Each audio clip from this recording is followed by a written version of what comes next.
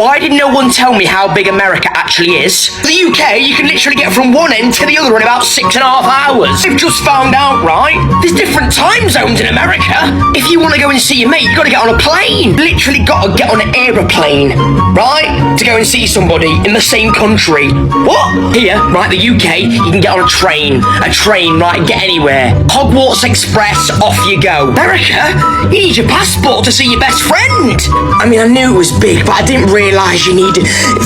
There's a lot of miles. Sorry, kilometres. I know you guys don't use miles, sorry. No wonder culture's so different in certain parts of America.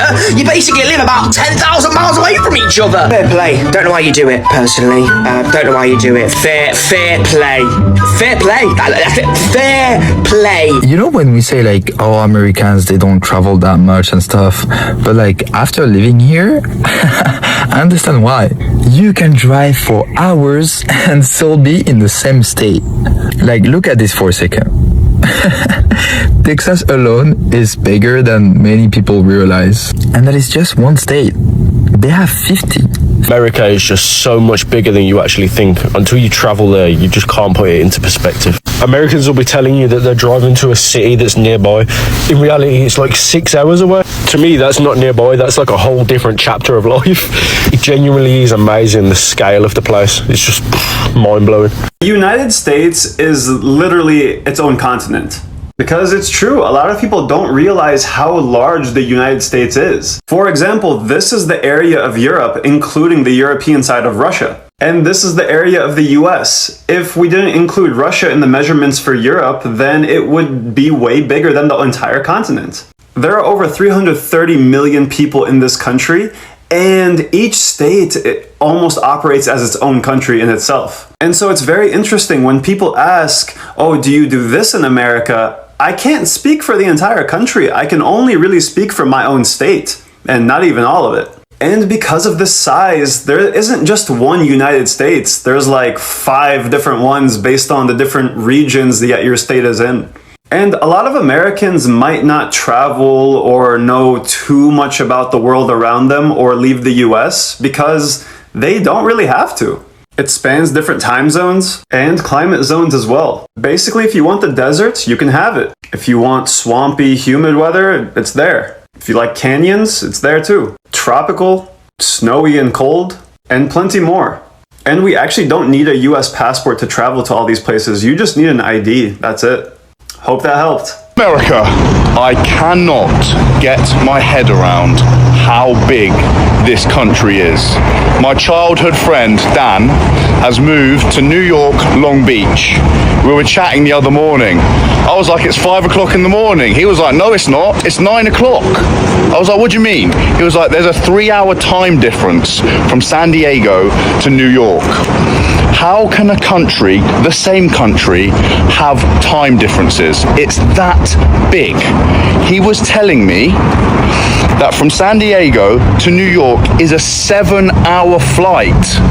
That's the same as going from New York back to London. This country is, like, I can't fathom how big it is. It's so massive, so much to explore. Let's get after it. Let me put it this way. Since we've been in America, we've been here for 6 days. We've done 850 miles in the car.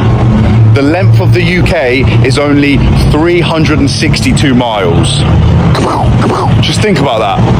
My God. I keep seeing TikToks of people talking about how Europeans just do not understand how big the United States is. And as an American who used to live in Europe, this is 100% true. I think a lot of people understand in theory that countries like the United States or Australia, China, or Russia are really big. But until you actually experience it yourself, it's hard to conceptualize just how big that is. And so I'm originally from Seattle, but I was constantly asked questions about New York City. And a lot of my European friends just did not really understand just how far Seattle and New York really were. For example, when I talked about moving to New York City, I had European friends tell me, oh, that must be so nice to be close to your family again. When my European friends would plan a trip to New York, they would ask if they could come visit me and see where I'm from. Of course, I would always say yes, but also a lot of people didn't realize just how far apart these two cities are. So I came up with a comparison that I'm gonna show you now. So if you were to drive from where I grew up in Seattle to New York City, it would be 2,830 miles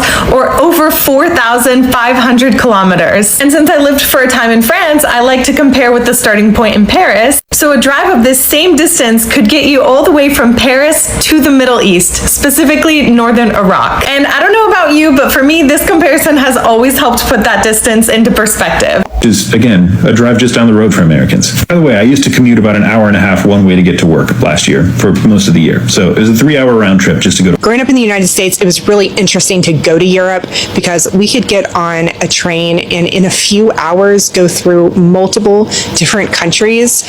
And it was kind of like going through different states, except that as you went through different countries, the language would change. So you would get on a train in France where they spoke French, and then you would go through Germany and then Austria, and they always speak a different language every time you get off at a stop and, you know, try and figure things out. And just the culture is different so quickly. And so it is definitely different how small and concentrated Europe is versus the United States. So I can imagine how shocking it would be for a European to come to the US and have a completely opposite experience. In European and some other countries, like my own country, driving for more than 6 hours, it means you're moving from one country to another. While in the US, you're simply rotating just within the same state. I'm going to clump all of Europe together when I say this, which I know we're not supposed to clump all of Europe together, but have you guys noticed that Europeans seem to have no sense of how big the US is? And like, I feel like this education system here is so much better in science, math, most geography, world history, things like that.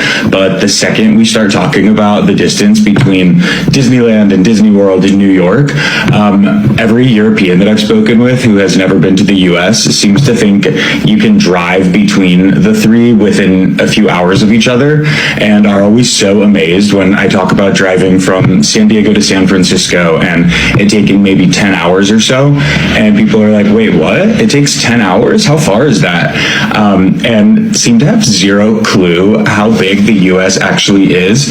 I don't know if just they don't realize that states are bigger than a lot of European countries or what the deal is, but please tell me I'm not the only person who has noticed this. And I think it's so funny how mind-blowing people are when they realize how long it takes to actually drive from city to city in the US. And it's not like here where you can literally go on a train for 30 minutes and be in a different country with a completely different culture.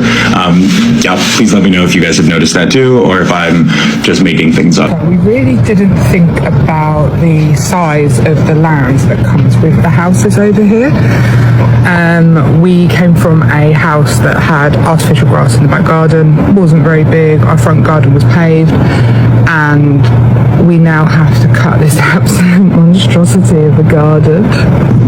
Just look at the size of the yard that we have here.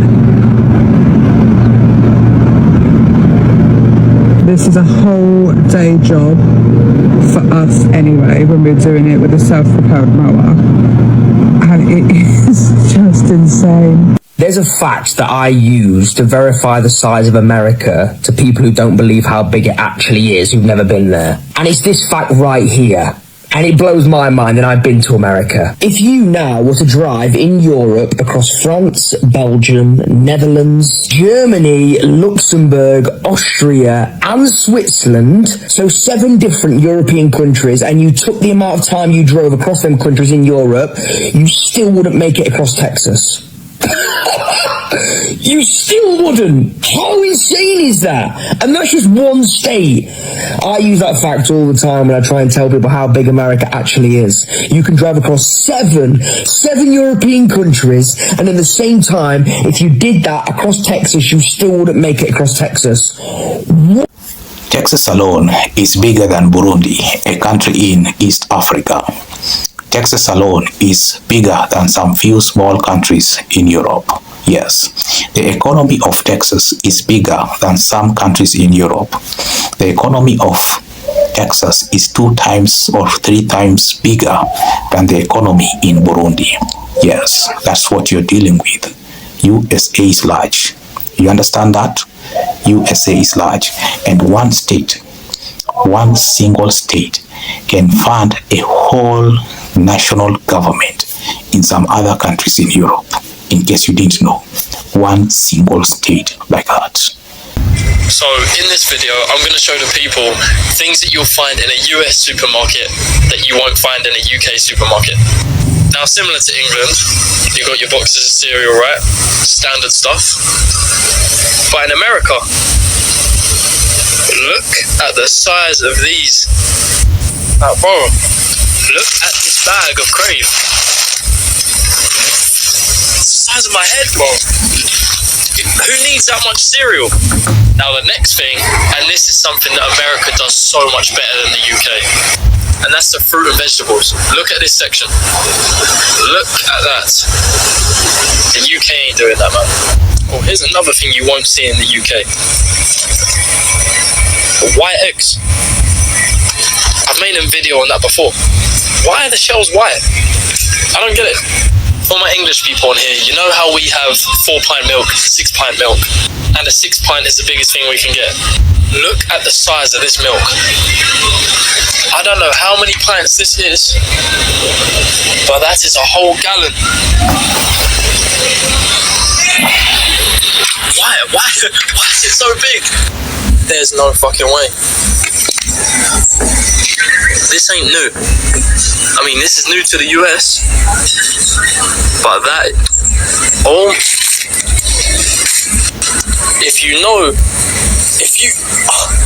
I can't believe they've got that here. Oh my days. If you know, you know. Yep, the supermarkets in America, surprisingly, they are also so large, and sometimes you also need your own personal map just to move around. I just had a conversation with a couple chaps at the gym. I told them I'd traveled America 3 times over the last year. One of the guys looked at me and genuinely said, "So surely you have seen all of it then? Seen all of America in just 3 trips? Are you crazy?" People in the UK do not understand the sheer size of America. I don't even think their brains, their little British brains, can compute with how big it actually is. Take Texas, for example. Texas is 3 times bigger than the UK alone. One state. In the UK, people have limited views on how big things can actually be because they're so used to this little island. They think that this is massive. And then you go to America and you find out what real size looks like. I've driven thousands of miles in America and it felt like I just scratched the surface. Before anything else, let me first of all apologize because of the lighting from my own end. Next time I'm going to make it right with you. Now, America is so huge, it is so wide, it stretches all the way from the east to the west coast. And because of this, America has different time zones.